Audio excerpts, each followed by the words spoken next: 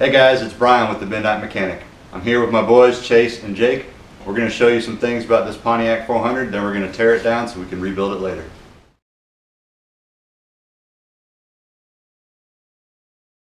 We're going to be tearing down today. I bought off a guy a few years back. Said it came out of a 78 Trans Am.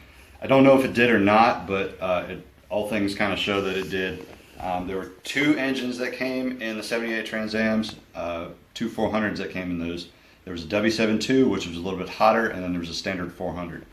Just visually looking at it, you can tell what a W72 is by the chrome valve covers. All W72s came with chrome valve covers, where the regular ones came with painted. The thing is obviously over the years somebody could have swapped on some chrome valve covers. So we're going to go through and we're going to look at the things that show whether or not it's just a regular old 400 or if it's a W72 400.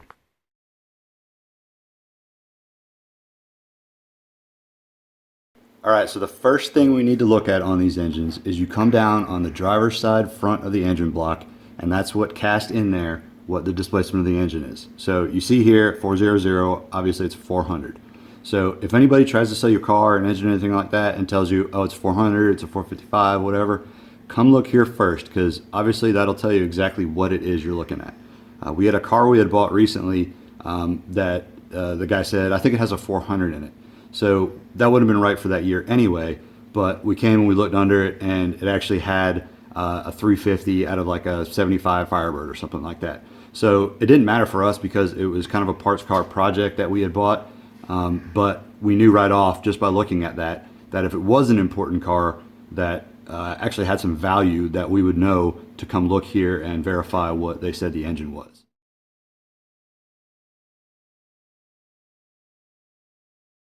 On to the second thing you can look at to see what these engines might be. So another thing to look at is the cylinder heads on these engines. There's two types of cylinder heads for these engines. There was a 6X4 and a 6X8. 6X4 has a smaller combustion chamber, and that came on the W72 engines. So we look here and you can see on the cylinder head that it has the 6X. So after you know that it's got the 6X, you come over here on this little boss that's on the driver's side front, and you can kind of see right here that it has an 8 on it. So looking at it, we know, hey, these are 6X8 heads, so this engine is not the W72 engine.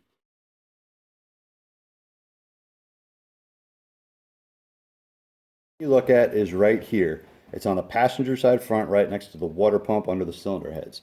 Now we come and we look and we say, all right, this is an XK stamping in this block. So this just verifies that this is not a W72 engine. If it was a W72 engine, they came in 3 years, 77, 78, 79. 77, that would be a Y6, YG, or WA. In 78, that would be an X7 or a WC, and 79 would be a PWH.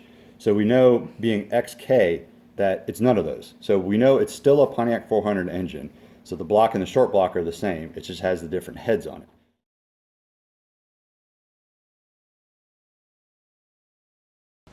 Alright, so now that we know exactly what Pontiac 400 we have, we're going to go through tearing it down and seeing what kind of condition it's in.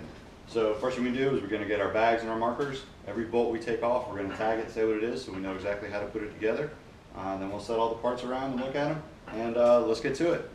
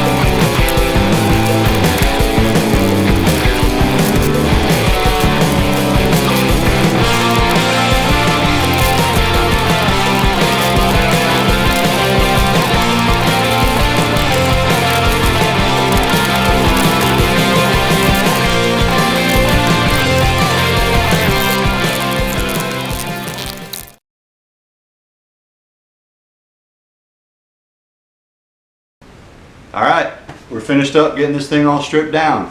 Now all we gotta do is clean up, get this thing over to the machine shop and have them check it out and see how it's doing. So what do you think, guys? Jake? It's good. It's good? Yeah. How about you, Chase? It's good. The one piston exploded on me though. This is just full of oil. Yep. See, these guys are learning something new every day about this kind of stuff. So that's what we got. Hopefully we'll get this thing rebuilt, find a car to put it in, probably put a 4-speed back there behind it, and we'll see what we can do. So thank you for watching this edition of The Midnight Mechanic, and we'll catch you next time.